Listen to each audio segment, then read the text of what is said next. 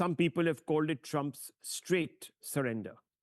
Let's open this up. Sierra Claire, foreign policy analyst, is here with us. Michael Owens, the mayor of Mableton, and Dr. Anand Ranganathan is here with us. So let me first begin with you, Sierra Claire. What do you make of this decision, Trump's to wash his hands of Hormuz? How can we not call this a surrender in the face of Iran's clearly extremely provocative act?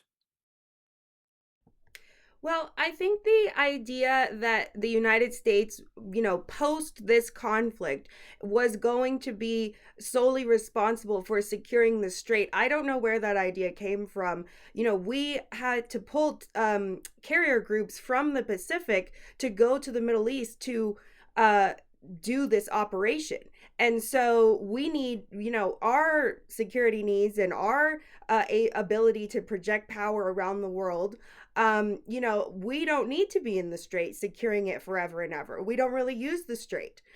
So that's why President Trump is talking and opening up the conversation to other people to say, if you use the strait, come and secure it. And then in terms of, kind of giving up on it. So I don't know that we could say he gave up on it. I don't know it was ever the plan for us to stick around forever securing it.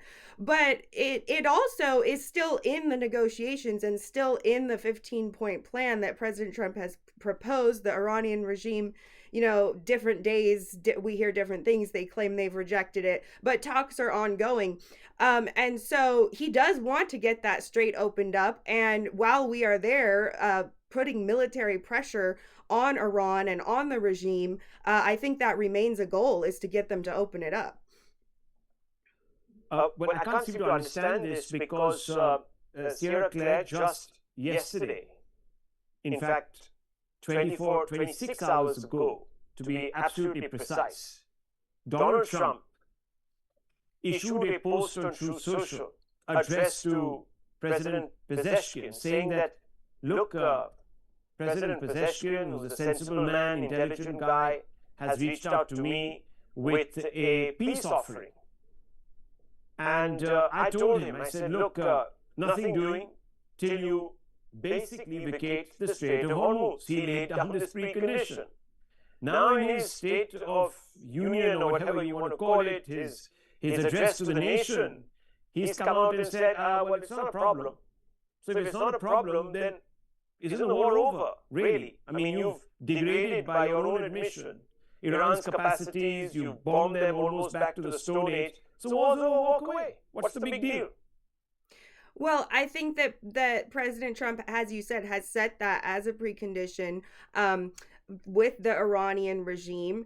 And they're why would he have set that? I'm asking you, why would he have set that precondition if it didn't matter, if it was not absolutely contingent upon shaking Iran's hand and saying, okay, we're going to declare the end of this war?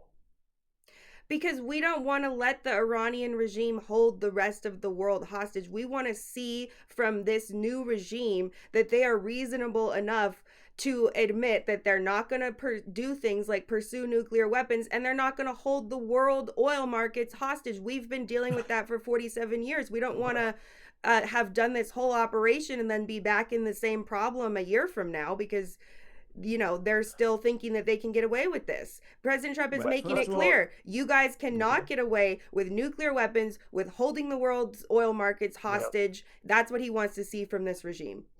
Okay, now let me tell you, viewers, Donald Trump explicitly demanded that Iran reopen the Strait of Hormuz. He even issued threats. At one point, he gave Tehran a 48-hour ultimatum, warning of strikes on energy infrastructure if the strait was not opened. He also set deadlines during negotiations, pressing Iran to, quote, completely open, unquote, the passage for global shipping. And I'm not saying it, viewers. ABC News in America has put this out, and it's just here. Here it is, viewers. If you pay attention to what I've got here, Trump extends deadline second time for Iran to open the Strait of Hormuz as talks continue. So this entire exercise of him leaving is contingent upon Iran reopening the Strait of Hormuz. Today, Donald J. Trump doesn't have the nous to fight his own battle, and he has decided to call other countries now and say, you do what you want to do. Michael Owens, how do you see this, sir? This is a very challenging situation where the goalpost continues to move with the president, unfortunately, in determining what success even looks like. You know, I talked about this at the very beginning of this incursion or this war, whatever you want to call it, that there's a lot of concern about not only why we're getting into this war, but what the goal of this would be. And we've heard many different things, but what we've consistently heard is it's continued to change. And, you know, the Strait of Hormuz from the beginning was not the focal point of this. We heard a lot of reasons as to why. It became a symptom. It became an issue, which is why we had to move massive amounts of troops in our military and Navy into the area. And then I think from a diplomatic standpoint, this Trump administration continues to have problems understanding who our allies are and understanding who our adversaries are. And it's going to be vitally important, yes, to have those allies on board. But the same thing, they have to understand what success looks like. You cannot continue to move the goalposts. You cannot continue to change the idea of what success looks like. Or when you lay down ultimatums that ultimately that fall through, what is that backup plan for that? I've even heard of calling for unconditional surrender. And, you know, this is a continued problem that we have. And this is the biggest issue that we have as we see, you know, gas prices here in the United States continue to go up. We've got parents of young adults, men and women. So let me ask you a basic question tonight, Mr. Owens. Do you believe that Iran has won more than it is perhaps losing by exercising this chokehold over the Strait of Hormuz? And I said, viewers, I always have my facts right. So I just want us to just focus on this. This is ABC News. Before you answer that question and Dr. Ranganathan steps in, this is what it is. Trump extends deadline second time. Let's focus on this. Yes, that's right. Trump extends a deadline, that's it, second time for Iran to open the Strait of Hormuz as talks continued. So what he says, for the second time this week, President Donald Trump extended an ultimatum for Iran to completely open the Strait of Hormuz to international shipping traffic. This is March 27th, viewers, 2026. There you go. So it tells you something, viewers, doesn't it, Michael Owens? And that's why I'm asking this question. Has Iran won more than it is losing today? I think that the Trump administration has found that this entire engagement is more challenging than what they initially led on to. I think what we're seeing is what was supposed to be solved in a week or two or three is now in week 33, day 33 and 34 and 35. And there's no clear solution to what the engagement really is at this point. Again, okay, you can lay out an ultimatum all you want. Yeah. But when it does not come to fruition, what happens then? What is next? I'm not going to say that puts Iran in more of a situation of winning, okay, but it does not allow America to plant some flag. Right. That's the bottom line, Dr. Ranganathan, isn't it? Bottom line. No, absolutely. And, you know, to paraphrase the famous British idiom, as you would know, Iran has got Trump not by the short and curlies, but by the straight and curlies, if you know what I mean. But, you know, here is the thing. The catch-22 situation is not for Trump.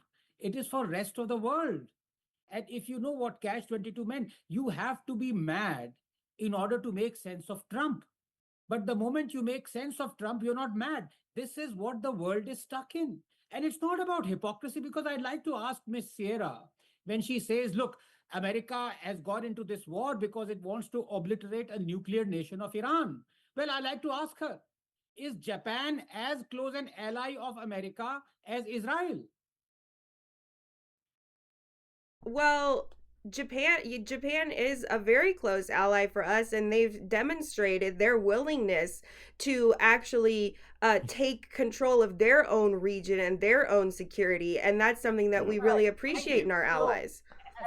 Yes. No, actually, Japan can't control anything because it barely has an army, because it's always been under the American umbrella. Anyhow, yes. In fact, America has more responsibility to quote-unquote take care of Japan than to take care of Israel. And you have a neighbor of Japan that has not once but twice but 4 times threatened Japan with nuclear attack. That's North Korea. that is a confirmed nuclear nation. Now, why is, Ms. Sierra, I'd like to ask you, Trump not targeting and obliterating North Korea? Is North Korea not a threat for Japan, your closest ally? So there is, notwithstanding the hypocrisy, I want to come back to the war, because that is what is affecting the rest of the world. I mean, this is just astonishing. You go into a war without thinking. You do not secure a strait through which most of the oil that India requires, that the world needs, passes through. You don't secure it. And then after a month, you say, we have bombed Iran to the Stone Ages, when the proof of the pudding is in the eating, and the eating tells you that 95% of the shipping is still blocked via Hormuz. The eating tells you that all 13 of American bases, quote unquote, are uninhabitable right now. The eating tells you that as late as a week ago, Iran, that supposedly is no longer capable of firing missiles, bombed the devil out of the Israeli nuclear establishment town. So what is the world being subjected to? This is the tragedy out here, and Indians are suffering. And for Trump to say, well, you go ahead and take as much oil as you want to, I mean, that's what I said. You have to be mad to be able to understand Trump, but the moment you understand Trump, you're not mad. It's a classic catch-22. Okay, well, viewers, look, the jury's out. Let's see how this war proceeds. It's going to go on now for 2 to 3 weeks, as Donald Trump says, as he finds that off-ramp. But again, with him, it could be over tomorrow. Who knows? Viewers, who knows? But I want to move on, because let's talk about something that we should all, as humans, celebrate. 50 years after the last crewed mission